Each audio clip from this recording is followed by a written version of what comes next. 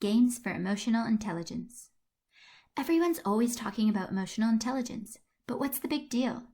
Well, studies now show that how your child perceives, controls, and evaluates emotions in himself and others, and how he uses that information will determine the quality of his life as an adult.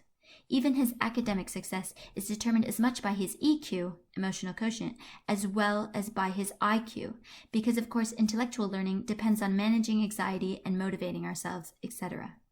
But how do children develop the foundational traits of emotional intelligence? They learn them. Not from school, not from TV, but from you. And the best way for our little ones to learn is through play. Our younger counterparts are more in their bodies than adults. When they get wound up emotionally, their bodies need to discharge all that energy. That's one of the reasons why they have so much more energy than we do. Actually, physical play is the best way to bond and help your child process emotion. Take playing school, for example. When your child acts out going to school, trading roles and playing teacher, in their imagination, they get to be the powerful one. That's an essential antidote to their daily experience of being smaller, dependent, and often powerless. Also, when a child giggles during play, it releases the same pent-up stress hormones as a good cry does in a parent's arms. And roughhousing type of play stimulates endorphins and oxytocin, the feel-good hormones. As a matter of fact, physical play does all these same things for adults. When you play with your child, you discharge any stress hormones you're carrying around and release those feel-good hormones as well, all of which give you more energy and make you feel happier and more connected to your child.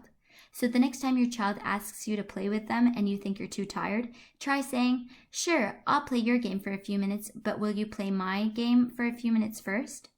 Sometimes all it takes is 2 minutes of play to make a significant positive difference on your child, yourself, and your relationship. Here are some games for emotional intelligence that I either got or were inspired from the books Peaceful Parent, Happy Kids by Dr. Laura Markham and Playful Parenting by Lawrence J. Cohen. You'll notice that certain games work better than others to solve specific problems you may be encountering with your child. These games are also good to use during special time, which is an amazing connection and emotion coaching tool described in another video, to which I'll leave the link in the description box below. Be sure to watch that video after this one if you haven't already. On to games. If you've watched this video already, you might find the following timestamps for games that deal with your specific problem useful, so you can just skip right over to that. Otherwise, keep watching. Let's start with separation games, like the Bye-Bye game. This is a separation game to lessen children's fear of losing their parents. You can say, "Let's play bye-bye. I'm going out the door. If you miss me, yell the silliest word you can think of and I'll come back." Walk into the closet or bathroom, but don't give your child the chance to miss you. Before you're fully through the door, jump out again yelling, "Hippopotamus," or any other silly word that will make your child laugh. Hug and kiss her and say, "I missed you so much I couldn't leave. Let's try that again." Exaggerate your own separation anxiety to get your child laughing and very gradually increase the amount of time you're out of sight. Eventually, you can graduate to hide and seek. This game and any game where you act super clingy are extra useful when your child is being clingy, or there's a new baby and your child is wondering if they're still loved. In those games, let your child feel like he's the one in charge of letting go. Huggy Jail or any monster chasing game. My children beg me to play something I call Huggy Jail. I basically try to catch them and put them in jail where they get hugged until I pretend to fall asleep. Then they escape, I wake up, and chase them until they're back being hugged in Huggy Jail all over again.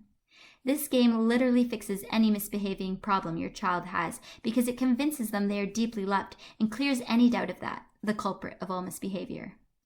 This game is especially important for toddlers who need to know you'll always be there to recollect them after they run away. It's a separation game just like Peekaboo. It can also become a power game if you pretend to trip while chasing them and have them outsmart or overpower you. That brings us to power or anger expressing games. For power, but less movement on my part, sometimes the game can be as simple as them jumping from the coffee table to the couch while I'm lying on it. The louder I yell, "Ah, not again!" the more powerful they feel. This is also a safe and fun way for kids to express their anger at their parents. They get the same feeling along with accomplishment, teamwork, and strength when we team up to kick their father off the bed and he barely lets us do it. We all get a kick out of it.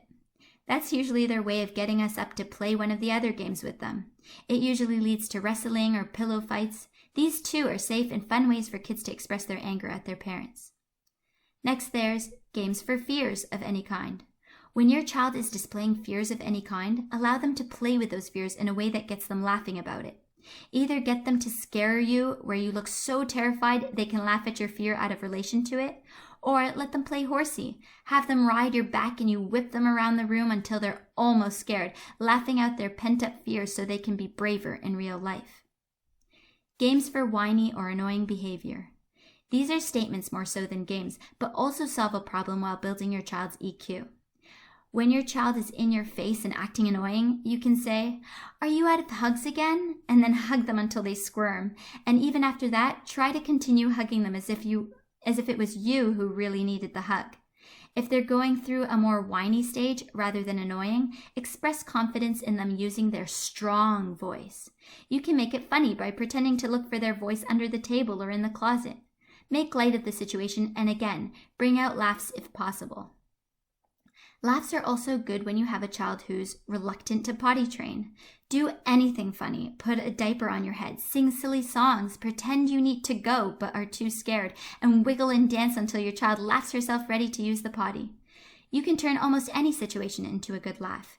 For example, when siblings fight a lot. Find a time between the fights where they are calm. Then out of nowhere, announce they must fight. And you can play the role of a TV commentator, being sure to highlight the ridiculous behaviors without directly calling it that. "We are live with Brother A and Brother B. Brother A is bossy and Brother B likes to sulk. Things aren't looking good. Both brothers are fighting over the same bag of chips. Are they smart enough to realize they can split it into 2 bowls? We'll find out after the break." That should break up some of the tension. To deal with an overly excited, revved up child, take your child to a safe place with just the 2 of you so that there's no further stimulation. Then get them to release all their energy by spinning around, jumping, and running where you can keep them safe. When they're finally exhausted, ask them to take a few deep breaths and relax. In through the nose, out through the mouth. Then pat them on the back for calming themselves down and invite them to do something more calming, like reading together, for example. A lot of these previous issues and most challenging issues your child is facing can actually be dealt with through role play. The challenge could be your child's first day of school, another child bullying them, visiting the dentist, or getting a needle for the first time, etc. You can say, "You pretend to be the doctor, and I'll pretend to be the sick patient." This will help diffuse any stress associated with these challenges and help your child feel more in control of their emotions where they previously might have felt powerless or humiliated. If role-playing hits too close to home, I've successfully used stuffed animals, dolls, or puppets with my children. Other games. There are many more games one could either make up or find in books or the internet to increase their child's emotional intelligence, and it doesn't always have to do with a problem. On lazy days, my kids and I sometimes play a game I call Emotion Photo Shoot. We just take selfies acting out several different emotions together. It helps them recognize emotions when they see it on someone else and also gives a name to a feeling. I've also seen this done board game style with older kids. Remember, games are not the only way to increase your child's emotional intelligence. When you offer empathy, understand your child's emotions and needs, and help your child with her big feelings, including fear and anger, you are building her emotional intelligence. I'd love to hear your ideas for emotion coaching and other games you play with your children in the comments below. If you found this video useful, feel free to give it a thumbs up and share away. There are more videos like this on my channel, so be sure to check those out and subscribe for more on the way.